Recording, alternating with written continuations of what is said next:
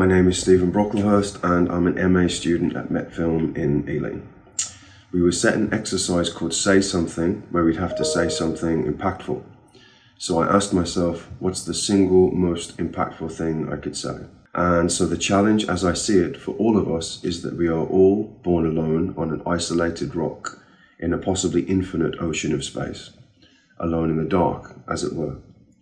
This can lead to us feeling very much isolated, cut off, like one individual in a cosmic ocean of many. This can then lead to depression, anxiety and frustration, pain and aggravation. And when we then come up against external forces like anger, hurt or hate or worse, dressed in the clothes of racism or sexism or ageism, then the world seems to get that much darker. And that can be tough to endure that, tough on the heart.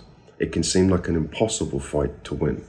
This can then again lead to pain and to anger, and these things can make us want to lash out or to crash out.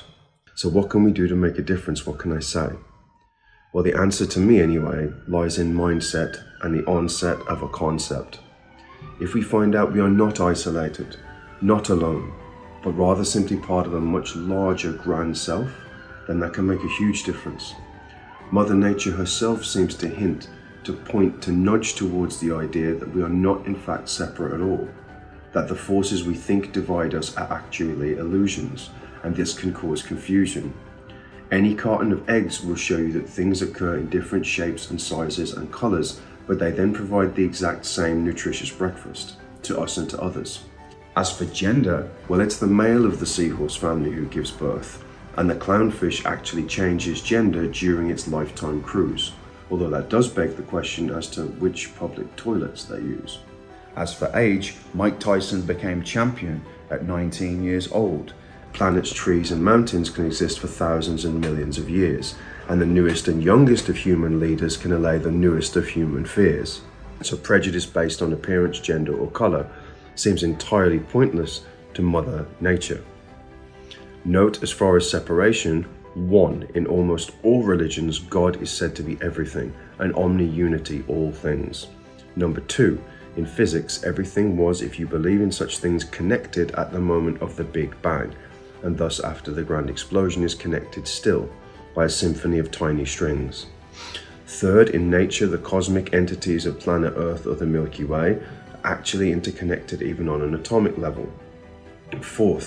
In quantum mechanics, the gap between us and all matter is actually filled with an ocean of energy. All things are one.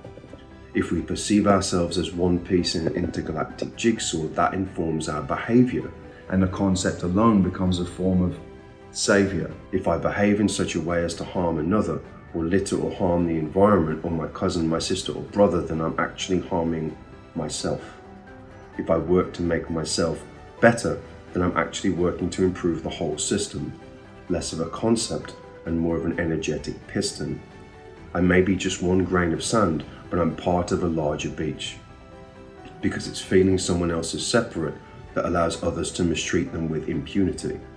Because knowing you're part of the cosmic collective can give you a psychological immunity against the darkness of the concept of disunity, and separateness is just a kind of lunacy. Because then hardship is not just a curse, it's an opportunity.